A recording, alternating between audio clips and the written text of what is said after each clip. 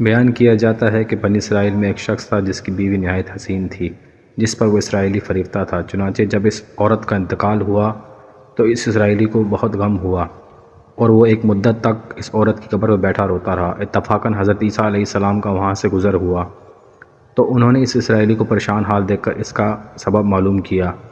جب اسرائیلی نے اپنا واقعہ بیان کیا تو حضرت عیسیٰ علیہ السلام نے دریافت کیا، کیا تو چاہتا ہے کہ میں اس کو تیرے لیے زندہ کر دوں؟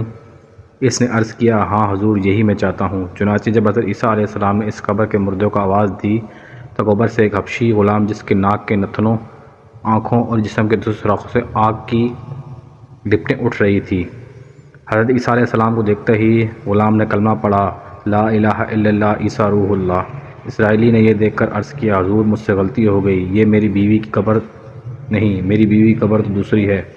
یہ سن کر حضرت عیسیٰ علیہ السلام نے حبشی کو حکم دیا کہ تم اپنی قبریں واپس ہو جاؤ۔ چنانچہ وہ مردہ ہو گیا اور گر گیا اور اس کی قبر کو مٹی سے چھپا دیا گیا۔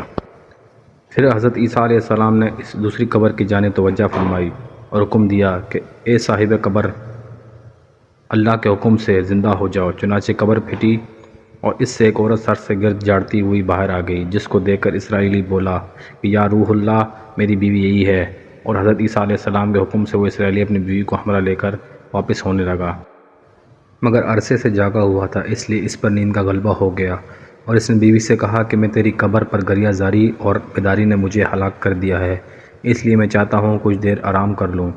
بیوی کہنے لگی، آپ آرام کر لیجئے۔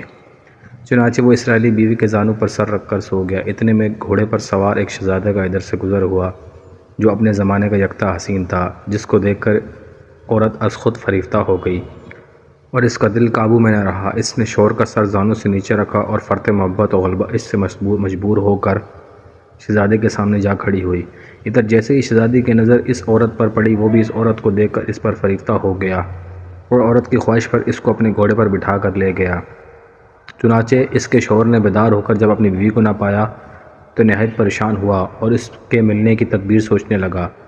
سوچتے سوچتے آخر اس کے نشان قدم پر چل کر اپنی بیوی کو تلاش کر لیا، جو شہزادے کے پاس پہنچ چکی تھی۔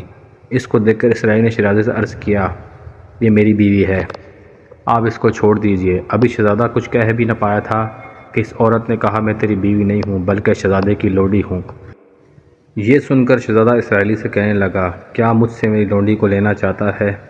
اس نے کہا، خدا کی قسم، یہ میری بیوی ہے جس کو میرے سردار حضرت عیسیٰ علیہ السلام نے مرنے کے بعد میرے لیے زندہ کیا ہے۔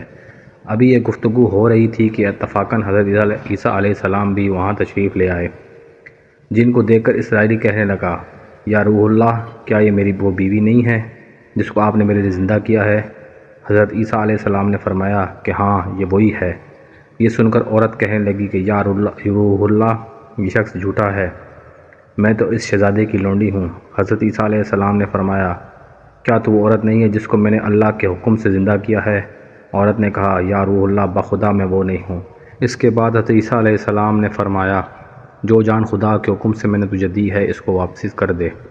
یہ سنتے ہی وہ عورت پھر مردہ ہو کر گر پڑی اور حضرت عیسیٰ علیہ السلام فرمانے لگے، جو شخص ایسے آدمی کو دیکھنا چاہتا ہے جو کافر مرا تھا اور زندہ ہو کر ایمان لایا، تو اس حبشی غلام کو دیکھ لے جو پھر ایمان کی حالت میں مرا ہے، اور جو کوئی ایسے شخص کو دیکھنا چاہتا ہے جو مومن مرا تھا اور پھر اللہ نے اس کو زندہ کیا اور پھر کافر ہو کر مر گیا، تو وہ اس عورت کو دیکھ لے۔ اس واقعے کو دیکھ کر اس اسرائیلی نے قسم کھائی، اب کبھی نکاح نہ کروں گا، اور وہ میدانوں کی طرف نکل گیا۔